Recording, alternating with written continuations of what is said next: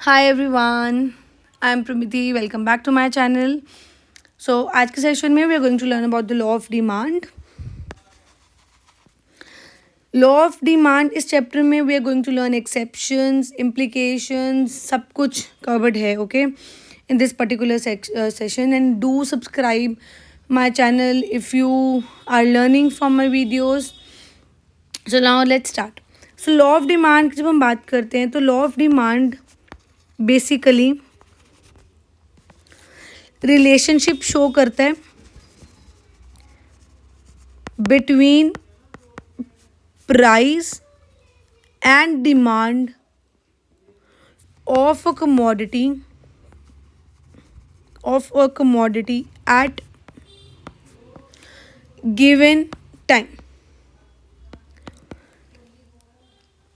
Law of demand बताता है कि एक पर्टिकुलर प्रोडक्ट है, उसका प्राइस बढ़ेगा तो उसकी डिमांड डिक्रीज होगी, और अगर उसकी प्राइस कम हो जाएगा तो उसकी डिमांड राइज हो जाएगी, इंक्रीज हो जाएगी। सिर्फ इतना ही लॉ ऑफ डिमांड है। लॉ ऑफ डिमांड कहता है कि प्राइस बढ़ेगी तो डिमांड कम हो जाना है, और अगर प्राइस एक प्रोडक्ट का कम हो जाएगा तो उसकी डिमांड बढ़ जाएगी, बट अज्यूमिंग कि other things being equal. Means आपकी इनकम, टेस्ट, फैशन, अटरम पटरम सब कुछ कांस्टेंट है। Only the price is rising और falling, that is affecting your demand. ये लॉ को प्रोफेसर एल्फ्रेड मार्शल ने इंट्रोड्यूस किया हुआ है, और उसने अपनी बुक में प्रिंसिपल्स ऑफ इकोनॉमिक्स में लिखा है, जो कि बुक पब्लिश करी गई थी in 1890 okay. And there is an inverse relationship between the price and quantity demanded. This is the law of demand meaning is. So I'm explaining again. Law of demand means the inverse relationship between price and demand of a commodity at a given time. जब price inverse relationship मतलब एक बढ़ा तो दूसरा कम होगा, और अगर एक कम हुआ तो दूसरा बढ़ जाएगा। सो प्राइस एंड डिमांड में जब रिलेशनशिप बताया जाता है किसी भी एक प्रोडक्ट के रिगार्डिंग, तो वो लॉ ऑफ डिमांड है। Next is schedule. अब डिमांड स्केड्यूल क्या होता है? स्केड्यूल को हम बोलते हैं टेबल। Schedule means table. जब भी demand of a particular commodity, जब at a given period of time, जब हम उसको रिप्रेजेंट करते हैं टेबल के फॉर्म में, तो वो डिमांड स्केड्यूल बन जाता है। ठीक है। जब प्राइस और डिमांड रिलेशनशिप को रिप्रेजेंट किया जाता है on relationship presented on table, it is termed as demand schedule. अब डिमांड स्केड्यूल दो तरह की है। अगर हम डिमांड स्केड्यूल की जब हम बात करते हैं तो they are of two types. एक है आपकी इंडिविजुअल डिमांड स्केड्यूल, दूसरी है मार्केट डिमांड स्केड्यूल। अब वर्ड से यू कैन इजीली गेस लगा सकते हो। इंडिविजुअल मतलब जब हम एक बायर, मार्केट का सिर्फ एक बायर का हम डिमांड और प्राइस देखते हैं। जब डिमांड स्केड्यूल किसी एक बायर का पूरे कमोडिटी का बनता है तो वो इंडिविजुअल डिमांड हो गया स्केड्यूल।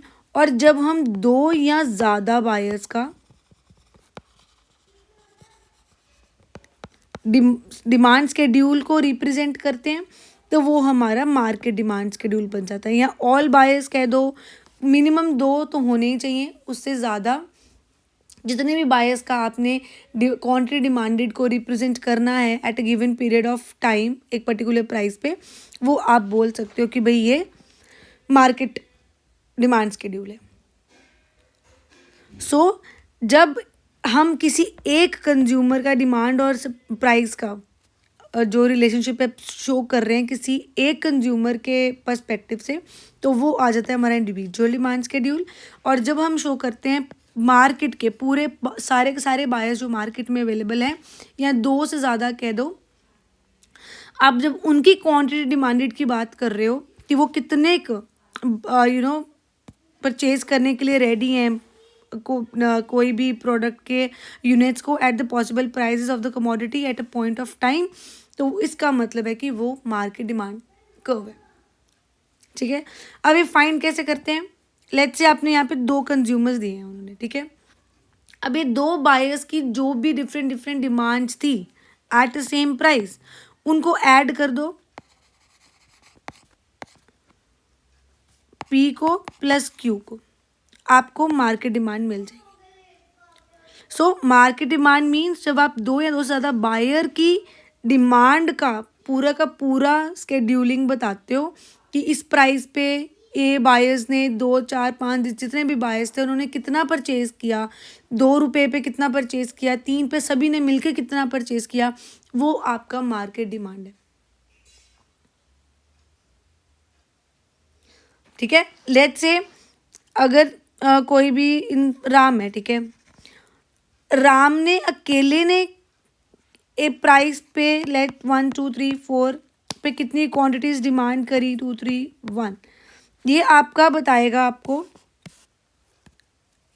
इंडिविजुअल डिमांड कब है। बट अगर मैं बोलूँ राम प्लस श्याम प्लस ध्रुव या मैनी मोर लाइक दैट कि सब ने मिलकर कितना परचेज किया एक गिवन पीरियड ऑफ प्राइस पे, वो आपकी बन जाएगी market demand.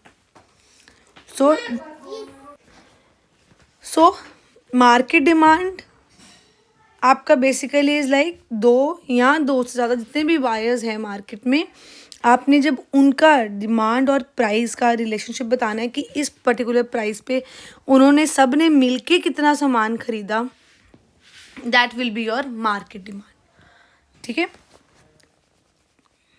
Now moving next is your demand curve. Demand curve simple है, जब आप ये पूरी की पूरी डिमांड और प्राइस का रिलेशनशिप ग्राफ के थ्रू रिप्रेजेंट करते हो। ग्राफ के थ्रू रिप्रेजेंट करते हो का मतलब है जैसे ग्राफ है, जैसे नॉर्मल ऐसे करके उसको आप रिप्रेजेंट कर दोगे तो ये आपकी डिमांड कर्व हो जाएगी। अब डिमांड कर्व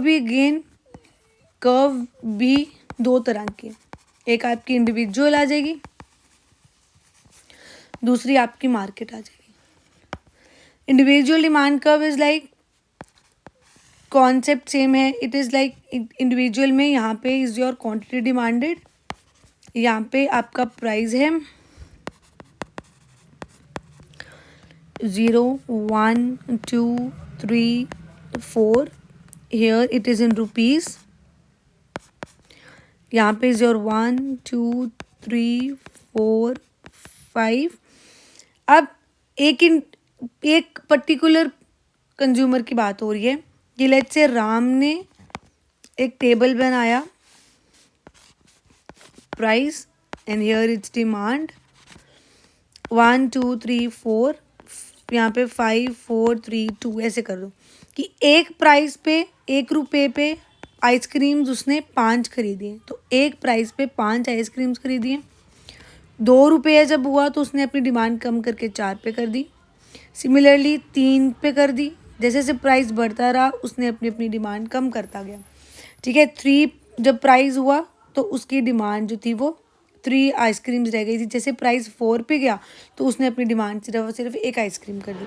अब इन पॉइंट्स को आप ज्वाइन कर लो, ये आपकी डिमांड कर्व है, this is your individual demand curve.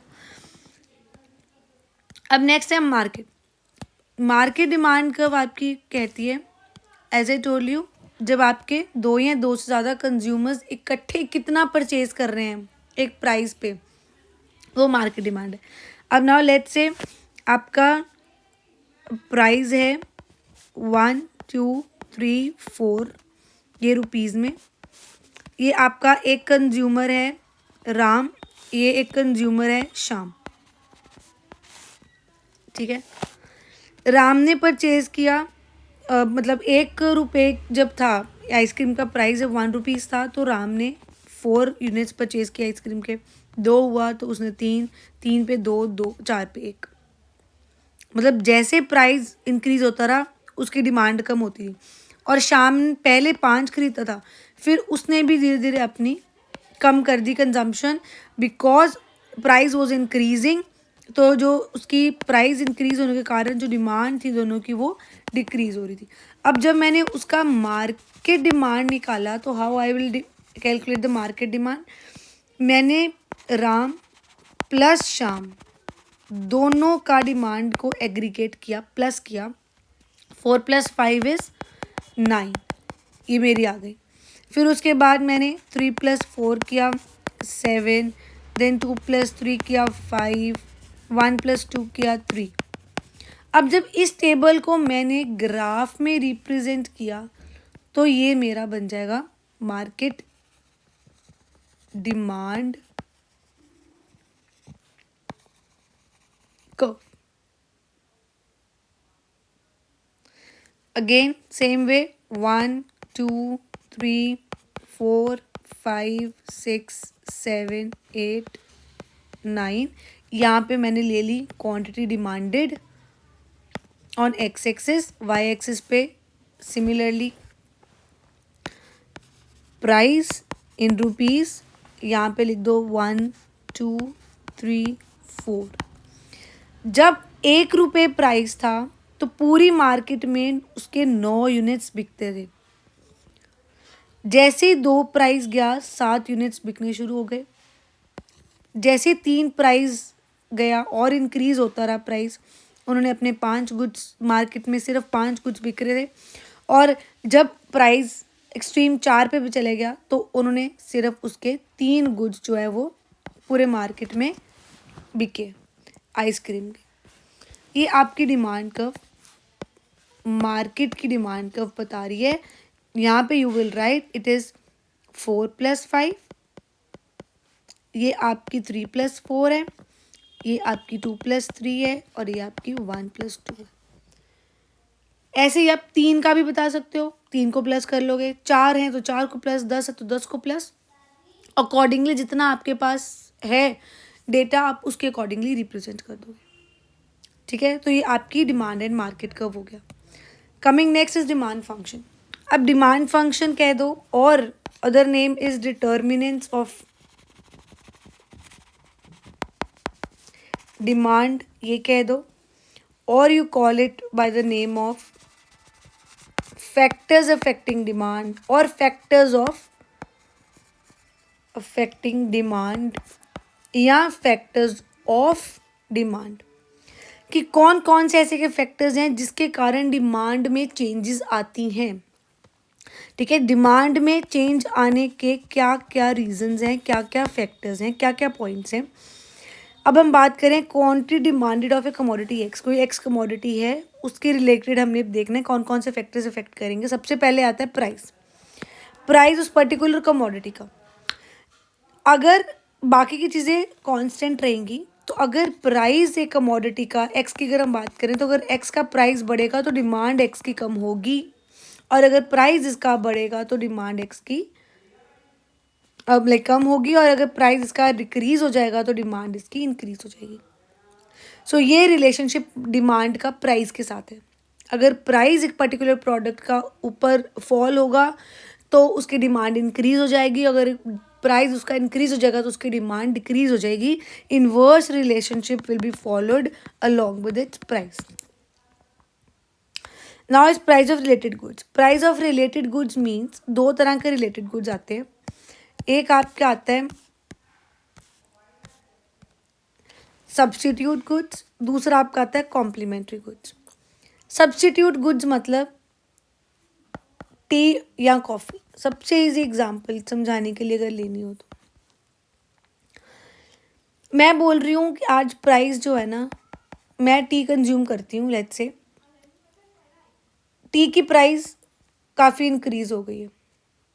Okay, तो नेचुरली डिमांड जो टी की है ना, टी डिमांड ऑफ टी वो तो कम हो जाएगी, लेकिन जो कॉफ़ी की डिमांड है ना वो बढ़ जाएगी।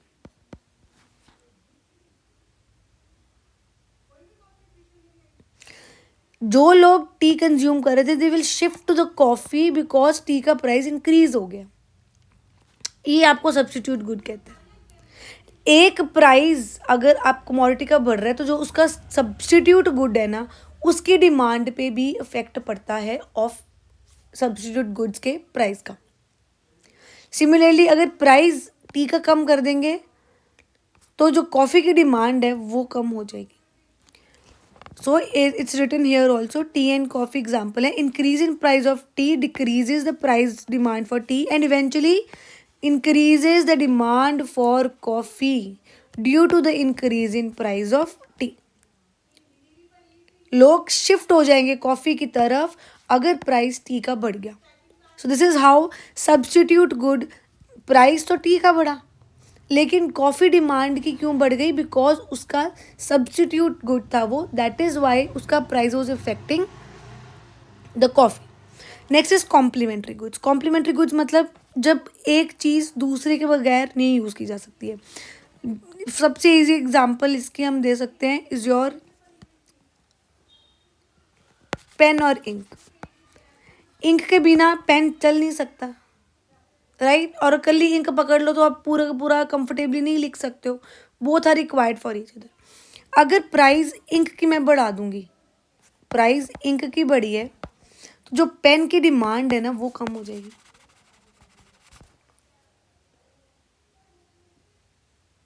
और अगर इंक की प्राइजेस मैं कम कर दूं तो price of demand of the pen will increase. So complementary goods का इनवर्स रिलेशनशिप है with its price of the other. So here substitute goods में you can see that they have given you price. जब पर KG price रुपी इन्होंने T का बताया हुआ है कि पहले 150 रुपये पर किलो थी, देन 250, 200, 225, मतलब 200, 175 ऐसे ऐसे करते करते डिक्रीज होती गई। तो जो डिमांड थी ना टी की वो पहले इतनी ये थी 5, 8, 11, 14, 17, 20 ऐसे थी। जब प्राइस कॉफ़ी की 250 पर केजी थी, पर जैसे ही प्राइस कॉफ़ी का और उन्होंने इंक्रीज़ किया, यहाँ पे कॉफ़ी का प्राइस उन्होंने इंक्रीज़ किया, कॉफ़ी का इंक्रीज़ हुआ प्राइस और डिमांड किसकी इंक्रीज़ हो गई, टी की, क्योंकि जो लोग थे वो कॉफ़ी से शिफ्ट हो गए टूवर्ड्स टी, शिफ्ट हो गए टू टी। जहाँ पे लोग 250 पर केजी पे 5 किलो परचेज करते थे, अब वो 10 किलो परचेज करने लग पड़े हैं। जहाँ पे 225 जब रेट हुआ तो लोगों ने 8 किलो कर दी, बट जैसे ही उन्होंने प्राइस इसका बढ़ाया, कॉफ़ी का इंक्रीज़ किया, तो जो डिमांड टी की थी ना वो इंक्रीज़ होनी शुरू हो गई। फ्रॉम 8 इट बिकेम 14, 11 से 18 पे, 14 से 22 पे। सो यू सी इसका प्राइस वो सेम ओनली, उसके प्राइस पे कोई इफेक्ट नहीं था, वो प्राइस जैसे से चल रहा था वैसे ही चल रहा है। अगर 175 है तो 175 ही पे उसने 14 भी करी है, 22 भी मतलब परचेज करी है, लेकिन उसका सब्स्टिट्यूट जो गुड था उसका प्राइस बढ़ गया, उसके कारण टी का 175 प्राइस पर ही उसने अपनी जो टी की पैकेट्स की डिमांड है वो इंक्रीज़ कर दी, टी की कंजम्पशन, उसकी परचेजिंग इंक्रीज़ कर दी। सिमिलरली इस पे you can see complementary good में जब प्राइस पेन का था 50 तो वो सब परचेज कर रहे थे, 5, 8, 12, 16, 20 ये गुड्स परचेज कर रहे थे। जैसे ही प्राइस पेन का उन्होंने डबल किया तो जो इंक की डिमांड थी ना वो कम हो गई। जहाँ पे वो 30 रुपीज़ की इंक पे वो 5 इजीली मतलब इंक को परचेज कर लेता था, लेकिन जैसे उन्होंने प्राइस उसका बढ़ाया 100 रुपीज़ किया पेन का, उसके कॉम्प्लीमेंट्री गुड का जैसे ही प्राइस उसका इंक्रीज़ हुआ तो जो डिमांड थी गुड की वो डिक्रीज़ हो गई। पहले भी 30 रुपये प्राइस था इंक का, अभी भी 30 है, पर यहाँ पे पेन का प्राइस इंक्रीज़ करने के कारण उसी डिमांड में फॉल हो गया। Next is income of the consumer. अब कोई कितना पैसा कमा रहा है उसका डिमांड पे भी नेचुरली इम्पैक्ट पड़ता ही पड़ता है। अब वो इम्पैक्ट क्या पड़ेगा, नॉर्मल गुड्स है ना जो, उसका तो पॉजिटिव रिलेशनशिप होता है। दैट इज अगर डिमांड बढ़ी, डिमांड मतलब गुड्स की बढ़ेगी with the rise in income. अगर इनकम बढ़ेगी तो डिमांड भी उनकी बढ़ जाएगी। और जैसे राइस है, वीट है, नॉर्मल गुड्स की बात कर रहे हैं। इन्फीरियर गुड्स में उल्टा होता है। इन्फीरियर गुड्स में अगर मेरी इनकम और डिमांड की बात हो रही है, अगर इनकम मेरी इंक्रीज हो रही है ना, तो इन्फीरियर गुड्स मतलब होते हैं लो क्वालिटी के गुड्स, ठीक है। अगर मेरी इनकम आज बढ़ रही है तो नेचुरली मैं अपनी क्वालिटी को शिफ्ट करूँगी। From Dalda I will shift to the desi ghee, है ना। डालडा से देसी घी को मैं शिफ्ट कर जाऊँगी अगर मेरी आज इनकम इंक्रीज हुई है, राइट। तो इट मीन्स अगर इसकी इनकम इंक्रीज हुई है तो डिमांड जो है, एक कंज्यूमर की इनकम इंक्रीज हुई है, कंज्यूमर इनकम इंक्रीज हुई है, तो डिमांड जो है ना इन्फीरियर गुड की वो कम हो जाएगी। वो कहेगा भाई मैंने नहीं ये लेनी, मैं शिफ्ट करता हूँ कोई अच्छी और अच्छी क्वालिटी की चीज़ों पे। और नॉर्मल गुड के साथ उसका पॉजिटिव इम्पैक्ट है। अगर इनकम बढ़ेगी तो वो नॉर्मल गुड्स की कंजम्पशन बढ़ा देगा, अगर इसकी इनकम कम हो जाएगी तो नॉर्मल गुड्स की कंजम्पशन भी नेचुरली कम होगी ही होगी। So this was your determinants. अब अजम्पशंस, जब हम अजम्पशंस की बात करते हैं तो कोई भी लॉ है ना, हर एक लॉ कुछ चीज़ें अज्यूम करता है कि ये सब चीज़ें होंगी तो हमारा लॉ अप्लीकेबल होगा, अदरवाइज नहीं होगा। सिमिलरली लॉ ऑफ डिमांड है, इसकी भी कुछ अपनी अजम्पशंस है, कुछ बेसिस है जिनके ऊपर ये डिमांड का पूरा लॉ बना है। सबसे पहले तो वो कहते हैं सेटरिस पेरिबस। सेटरिस पेरिबस का मतलब है कि सिर्फ प्राइस चेंज हो रहा है, प्राइस में चेंजेस आ रही हैं, other things are same. Other things same का मतलब है कांस्टेंट है, मतलब आपकी प्राइस, इनकम, फैशन, टेस्ट सब कुछ वहीं का वहीं है, उसमें कुछ चेंजेस नहीं आई है। ओके, तो ये सबसे पहले एक चीज़ अज्यूम करी गई है। नेक्स्ट इज वो एज ए टोल्ड यू, वो कहते हैं कंज्यूमर की इनकम जो अगर 10 रुपये थी तो अभी भी 10 रुपये ही है। अगर टेस्ट प्रेफरेंसेस पहले जैसे थे अभी भी वही हैं, उसमें कोई चेंजेस नहीं आया। जो प्राइस रिलेटेड गुड्स का मतलब सब्स्टिट्यूट गुड्स या आपके जो कॉम्प्लीमेंट्री गुड्स हैं उनका प्राइजेस में कोई फ़र्क नहीं है, उनकी क्वालिटी में कोई फ़र्क नहीं है, जो जैसे थे वो वैसे ही हैं, वो वैसे ही चल रहे हैं।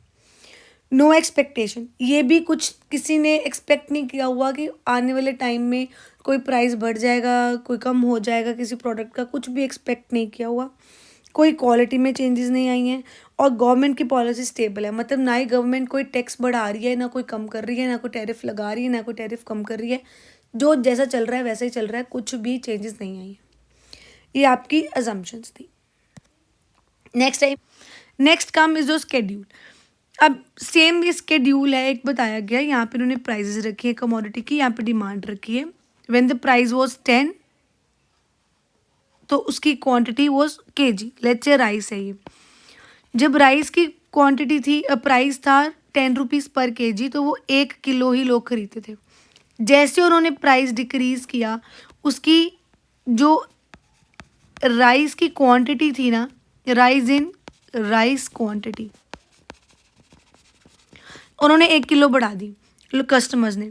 जैसे ही 8 से 6 पे और ड्रॉप किया 2 का, तो इन्होंने जैसे यहाँ पे 2 का ड्रॉप और गया, प्राइस डिक्रीज़ किया, तो यहाँ पे उन्होंने अपनी क्वांटिटी राइस की 1 किलो और बढ़ा दी। सिमिलरली जैसे 2 रुपये और कम करे, 1 किलो और बढ़ा दिया, 2 रुपये कम और करे, 1 किलो और बढ़ा दिया। सो यू कैन सी जैसे जैसे यहाँ पे प्राइस डिक्रीज़ हो रहा था, प्राइस डिक्रीज़ हो रहा था, यहाँ पे जो क्वांटिटी थी डिमांडेड या डिमांड कह दो, it was increasing, it was rising. Next we are going to move to the curve of this demand curve. अब ये है हमारा डिमांड कर्व। मतलब जब हम स्केड्यूल को सिंपली जब डिमांड का टेबल प्लॉट किया on graph, we got this demand curve. Similarly, same thing they have shown when the price was 10. So what was being demanded? 1 kilo चावल डिमांड में थे बस। जैसे ही उन्होंने प्राइस ड्रॉप किया 2 रुपये से, तो 1 किलो की क्वांटिटी बढ़ गई। अगेन प्राइस नीचे आया, क्वांटिटी 1 किलो और बढ़ गई, 3 किलो पे चले गई। उन्होंने अपने इंक्रीज़ करते गई। जैसे प्राइस 4 रुपये रह गई तो उनकी जो डिमांड थी उन्होंने अपने 4 kgs कर दी। जैसे ही प्राइस 2 रुपीज़ करा तो डिमांड हाईएस्ट टू 5 kgs हो गई। So it means x axis पे आपने क्वांटिटी डिमांडेड रख ली, वाई एक्सिस पे आपने प्राइस रख लिया। देन किस प्राइस पे क्या क्वांटिटी परचेज करी उसके पॉइंट्स प्लॉट करके you just have to join it together and then you are good to go with your demand curve. और ये स्लोप हमेशा इसका डाउनवर्ड स्लोप होता है। डाउनवर्ड स्लोप क्यों होता है? Because it is inverse relationship and detail में I have explain further also. अभी आगे जाके पूरे डिटेल में इस क्वेश्चन को we are going to do. So this is your demand curve and please subscribe the channel if you are learning. That will be the biggest reward you can give to any online teacher. So please subscribe to the channel if you are learning from my videos. चलो, now this is your demand curve. Now we are going to move to the next topic. Importance कह दो और आप यहाँ इसको कह दो implications. Same चीज़ है। सो इम्पॉर्टेंट, सबसे पहले तो प्राइस डिटर्मिनेशन। जो लॉ ऑफ डिमांड है ना, वो हेल्प करता है बिजनेसेस को डिटर्मिन करने के लिए, मतलब डिसीजन लेने के लिए कि क्या प्राइस एक प्रोडक्ट का रखना चाहिए। क्योंकि उनको पता है price is the biggest factor. India में तो specifically price is the biggest factor for purchasing something. Price कम है तो लोग ज़्यादा डिमांड कर लेंगे, प्राइस बहुत ज़्यादा है उसकी डिमांड लोग इतनी नहीं अफोर्ड कर पाएंगे, वो कम कर देंगे। सो ये बिज़नेस इसको हेल्प करता है कि अपने प्राइजेस को प्रॉफिटेबल रख पाए ताकि लोग ज़्यादा से ज़्यादा डिमांड भी करें और उनका प्रॉफिटेबल भी चले business. The next is farmers economic situation. अब next is your farmers economic situation. ये फार्मर को भी अगेन हेल्प करता है अपने जितने भी उनकी हार्वेस्टिंग हुई है कैसे करनी चाहिए ताकि उनका प्राइस ड्रॉप इतना ना हो, उनकी इनकम इफेक्ट नहीं हो, उस सब के बारे में उसको हेल्प करता है। Then government policy. अब नेचुरली गवर्नमेंट ने पॉलिसीज़ बनानी है, अपने टैक्सेस को ज़्यादा करें या टैक्सेस को कम इम्पोज करें, किस तरह से वो करें कि अपनी, क्योंकि जो गवर्नमेंट ने टैक्स लगाना है ना तो वो डिमांड को भी इम्पेक्ट करता है और वो जो रेवेन्यू है ना गवर्नमेंट का अपना रेवेन्यू वो भी इम्पेक्ट करता है और ओवरऑल सभी को इम्पेक्ट करता है। सो गवर्नमेंट को भी उनकी पॉलिसीज़ को फॉर्मुलेट करने के लिए भी law of demand is very very helpful. Next is market analysis. तो प्रॉपरली फोरकास्ट करने के लिए मार्केट की डिमांड हर एक बिजनेस को कि मुझे किस टाइम पे प्रोडक्ट लॉन्च करना है, किस प्राइस पे मैं कर सकता हूँ, हर बिजनेस को ये इस चीज़ का इंसाइट देने के लिए law of demand is very very helpful. और वो कस्टमर के जो प्रॉपर बिहेवियर है ना उसको अंडरस्टैंड करवाता है with the help of law of demand. So ये मार्केट एनालिसिस के लिए भी is also very important. Next is for businesses. अब बिजनेस के लिए सेम है, बिजनेसेस को देखना है कि कैसे प्राइस में चेंज उनका कस्टमर का डिमांड इफेक्ट कर सकता है। उस सब को किस तरह से उनको उसको आप कह सकते हो किस तरह से उसको चलाना है, कैसे उसको फॉर्मुलेट करना है, वो बिज़नेस के लिए हेल्प होता है। कंज्यूमर्स। अब हम as a consumer smart purchasing हम कैसे कर सकते हैं, that will be helpful with the help of law of demand, right. Quality price दोनों पे फ़र्क ना पड़े, क्योंकि कई बार क्या होता है हम कहते हैं ना ये प्रोडक्ट जो है नेचुरली बड़ा ही एक्सपेंसिव है ना, लेट्स से, तो पर लोग still they are ready to pay a bit higher prices because जैसे कि इसकी क्वालिटी तो अच्छी है कम से कम, राइट। सो क्वालिटी, प्राइस, सब कुछ देखते हुए कस्टमर कैसे अपनी बेस्ट परचेजिंग कर सकता है, वो भी लॉ ऑफ डिमांड ही भी उनको हेल्प करते हैं। फॉर प्रोड्यूसर्स, अब प्रोड्यूसर्स अपनी मैक्सिमाइज करना चाहते हैं प्रॉफिट्स को, ठीक है, at the end of the day. और मैक्सिमाइज प्रॉफिट्स कैसे होते हैं, जब वो अफोर्डेबल प्राइजेस पे कस्टमर को सही क्वांटिटी ऑफ गुड्स प्रोवाइड करें। कस्टमर की जब डिमांड सेटिस्फाई होती है एट द ऑप्टिमम प्राइजेस, उस टाइम पे प्रोड्यूसर्स भी जो है वो सफिशिएंट प्रॉफिट अटेन कर रहे हैं। ये सब कॉन्सेप्ट जो है, ये सारा का सारा प्रोड्यूसर्स इन सबको करने के लिए लॉ ऑफ डिमांड का यूज़ करते हैं। ओके, सो मैक्सिमाइज करने के लिए इन शॉर्ट प्रॉफिट्स को अपने प्रोड्यूसर्स भी इस लॉ को यूज़ करते हैं। So this was about the importance और the implications of law of demand. Now we are going to learn about the exceptions. अब exceptions में, exceptions मतलब जहाँ पे law of demand is not applied और applicable, applied जहाँ पे नहीं यूज़ होता, is not used, वो होती हैं exceptions. सबसे पहले था गिफन पैराडॉक्स। गिफन पैराडॉक्स कहते हैं, गिफन गुड्स का मतलब होता है जो इन्फीरियर क्वालिटी की गुड्स होती है, ठीक है, जैसे डालडा घी हो गया, वनस्पति के ये हो गया, वनस्पति घी हो गया, डालडा, इससे लो क्वालिटी कोई राइस होता है, ये होते हैं Giffen goods, Giffen paradox. Law of demand कहता है कि भाई, मतलब यहाँ पे एक्सेप्शंस में कहते हैं कि गिफन गुड्स पे law of demand is not applicable. Reason, वनस्पति घी की प्राइस चाहे जितनी मर्जी कम हो जाए, उसकी डिमांड कभी भी ज़्यादा नहीं बढ़ेगी, बहुत ज़्यादा नहीं बढ़ेगी।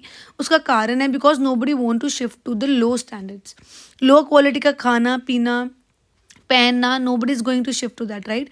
उसका प्राइस कितना भी कम हो जाएगा, उसकी डिमांड उतनी रहेगी, कम होगी उसकी डिमांड, पर उसकी डिमांड जो है वो बढ़ेगी नहीं with the decrease in the price of any of the inferior good of the low quality good. Next आपका आता है स्पेक्यूलेशन। स्पेक्यूलेशन का मतलब होता है जब हम कुछ आने वाले टाइम में सोच लेते हैं कि यार इस चीज़ का प्राइस बढ़ जाएगा या कम हो जाएगा। फॉर एग्जाम्पल गोल्ड, है ना, गोल्ड का प्राइस आज समवेयर अराउंड 1,26,27,000 के अराउंड है, right, but still people are purchasing, though it is already at a very very high price, but क्यों लोग परचेज करें, बिकॉज उन्होंने एक्सपेक्ट किया कि कमिंग ईयर्स में जो गोल्ड का प्राइस है it is going to go towards 2 lakh also, right. So वो अभी भी परचेज करी जा रहे हैं। It means though price of gold is higher, still उसकी डिमांड अभी भी हाई है, लोग अभी भी परचेज करी जा रहे हैं because of the speculation. Another example है लॉकडाउन की। अब 2020 में जब हम खाना पीना ये सब परचेज करने जा रहे थे, वी न्यू कि कुछ लोग they are selling it very high prices, but we were still buying it, है ना, खुद बाय कर रहे थे। क्यों बाय कर रहे थे लार्ज क्वान्टिटीज़ में, क्योंकि हमें लग रहा था कि आगे जाके और ज़्यादा इसकी प्राइसेस बढ़ सकते हैं बिकॉज लॉकडाउन आ रहा है, स्कार्सिटी हो सकती है। सो खुद ही लोग स्पेक्यूलेट करी जा रहे थे, है ना, सोची जा रहे थे कि ऐसे प्रिडिक्शंस करी जा रहे थे। तो जब प्रिडिक्शन करा हो आगे आने वाले टाइम में इस चीज़ का प्राइस जो है वो बढ़ सकता है, तो लोग ज़्यादा प्राइस पे भी परचेज करी जाएंगे। अभी करंट एग्जांपल गोल्ड की है। Next is habitual. अब किसी चीज़ का अगर आप हैबिट हो, किसी चीज़ की एडिक्शन लगी हुई है, लेट्स से कोई, किसी को सिगरेट की लगी है, किसी को अल्कोहल की लगी हुई है, किसी को गेम्स खेलने की लगी हुई है। So you might have heard also कि गेम्स ऑनलाइन खेलते हैं बच्चे सब बड़े, and 10 lakh also they spent because they were so addicted they can't stop themself. जब किसी चीज़ की एडिक्शन हो, सिगरेट का प्राइस, अल्कोहल का प्राइस गवर्नमेंट कितना भी आगे बढ़ा दे, सिगरेट्स के प्राइस पे कितना टैक्सेस लगा दे, स्टिल लोग उसको बाय कर रहे हैं, उसी क्वांटिटी में बाय कर रहे हैं। उसकी डिमांड वैसे बढ़ रही है, कुछ कम नहीं हो रही है। सो जब कोई चीज़ का लोग एडिक्टेड हो जाते हैं तो उसकी प्राइस बढ़ने पे भी उसकी डिमांड कम नहीं होती, वो डिमांड बढ़ती रहती है। Next is illusion of price. अब इल्यूजन ऑफ प्राइस में जब हम बात करते हैं तो इल्यूजन मीन्स कि जब हम ये सोचते हैं कि महंगी चीज़ है ना, तो मतलब क्वालिटी भी अच्छी होगी। चाहे 500 की चीज़ है, उस पे आप टैग अगर आप लगा दोगे ना कि भाई ये 2500 की है, तो people will consider this is of high quality, और ये 500 वाली लो क्वालिटी की है, चाहे चीज़ सेम हो, right. So illusion of price मतलब जब लोग ये बिलीव करें कि ज़्यादा पैसा इज इक्वल टू ज़्यादा क्वालिटी, कम पैसा इज इक्वल टू कम क्वालिटी, तो उस केसेस में अगर प्राइसेस ज़्यादा होते हैं तो उसकी डिमांड बढ़ती है, और अगर प्राइस कम कर दोगे तो डिमांड कम हो जाएगी, जब इल्यूजन की हम बात करते हैं तो। जैसे ब्रांडेड क्लोथ है, अब आज मैं ब्रांड पहन रही हूँ, ठीक है, अब मैं कहती हूँ भाई आज फॉर एग्जांपल एक ज़ारा का है, वो बहुत एक्सपेंसिव कपड़े हैं, तो मैं पहनूंगी, मुझे लगेगा कि ज़ारा का पहना है, मैडम का पहना है, तो बहुत अच्छा क्वालिटी आएगा ना, चाहे देख बाद में चाहे एक जैसा ही निकले। बट जैसे ही अगर वो अपने प्राइजेस ऑलरेडी अपने एमआरपी कम कर देंगे, तो वो विल स्टार्ट इज्यूमिंग कि नहीं यार अब शो ऑफ वाला काम नहीं रहा ना। तो बेसिकली ये इल्यूजन ऑफ प्राइस मीन जब लोगों की मेंटेलिटी हो जाए कि ये ज़्यादा इज इक्वल टू ज़्यादा पैसा इज इक्वल टू ज़्यादा क्वालिटी, तो उस केस में भी आपका this will not, law of demand will not work. Next is Prestige goods.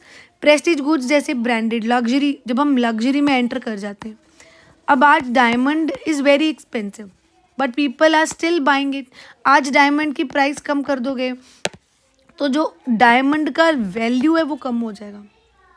And recent example आपको सिल्वर की है, सिल्वर का प्राइस अभी अभी इंक्रीज हुआ और उसका डिमांड इतना ज़्यादा इंक्रीज हो गया that people were buying most of the silvers through out. अभी इतने सालों में सबसे ज़्यादा सेल सिल्वर की हुई है because it was increasing in its price. तो जो प्रेस्टीज गुड्स होते हैं उनकी प्राइस ज़्यादा होगी तो वो ज़्यादा बिकेंगे, जैसे कम हुई ख़त्म।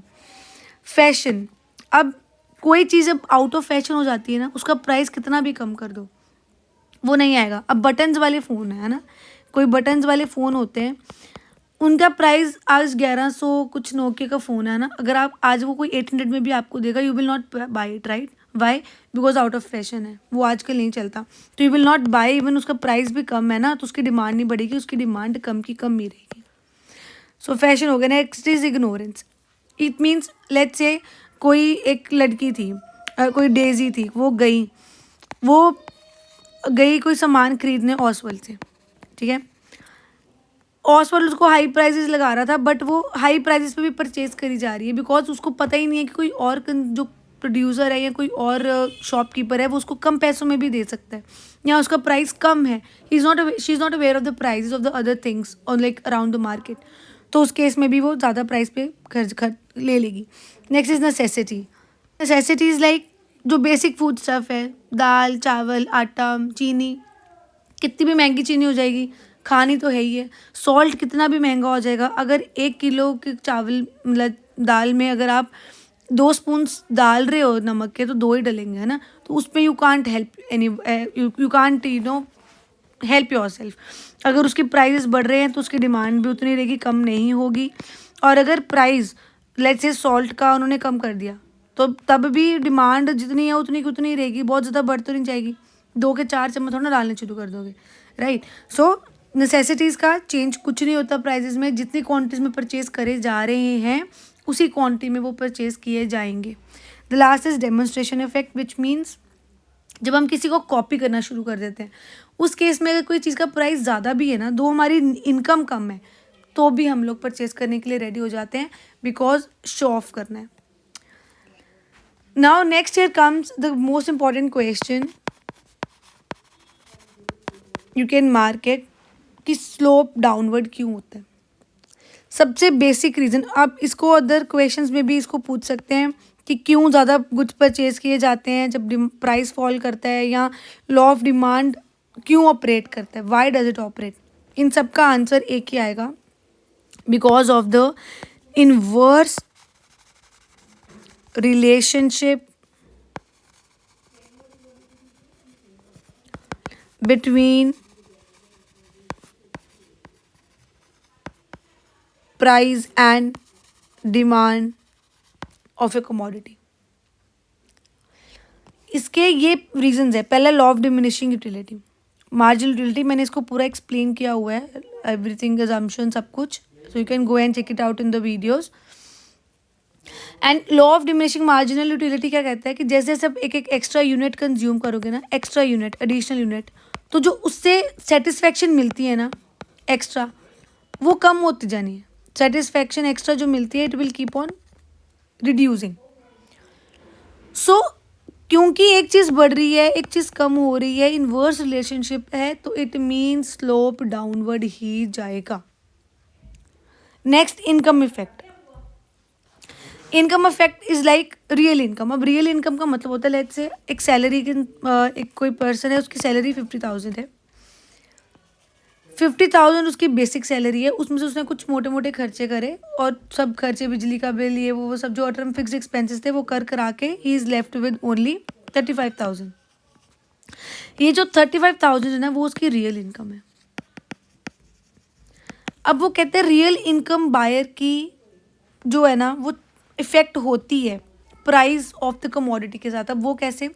लेट्स से कोई एक इंसान है, वो चाय पीता है, ठीक है। चाय के हर जो अभी फ़िलहाल जो प्राइस है चाय का, वो 10 रुपीज़ 10 है पर पैकेट, और लेट्स से वो 100 पैकेट्स, और हाँ 100 पैकेट्स एक महीने में यूज़ होते हैं उसके घर में। इट मीन्स वो टोटल खर्चा कितना कर रहा है? 1,000 का चाय पे।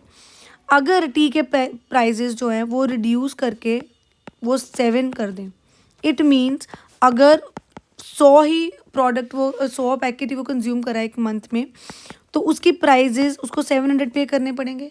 इट मीन्स जो तो 300 रुपये थे, वो अब अपने रियल इनकम में जोड़ के उसकी बढ़ गई, वो किसी और चीज़ में खर्च कर सकता है, उसको सेव कर सकता है, राइट। सो इट मीन्स जब प्राइस एक चीज कमोडिटी की कम होगी तो रियल इनकम बढ़ जाएगी, और अगर प्राइस बढ़ गया तो रियल इनकम कम हो जाएगी। अगेन इनवर्स रिलेशनशिप है, that is why you can say that जो स्लोप है वो डाउनवर्ड आता है डिमांड का। सब्स्टिट्यूशन इफेक्ट अगेन सेम यही है। टी की और कॉफ़ी की एग्जांपल में सेम लूँगी। अगर प्राइस टी का बढ़ गया, ठीक है, तो कॉफ़ी का जो डिमांड है ना वो बढ़ जाएगा, राइट। तो जो टी का प्राइस वो डिमांड है लेट्स से वो कम हो जाएगा। अगर मैं बोलूँ कि कॉफ़ी का प्राइस बढ़ा दिया, कॉफ़ी बढ़ा दी उन्होंने, तो इसका मतलब इसके प्राइस बढ़ने से मेरा जो टी है ना उसकी डिमांड बढ़ जाएगी और प्राइस कॉफ़ी की कम हो जाएगी। अगर प्राइस टी की कम हुई है तो डिमांड टी की बढ़ जाएगी। जो कॉफ़ी पीने वाले लोग थे वो भी इस पे शिफ्ट हो जाएंगे, they will shift to T.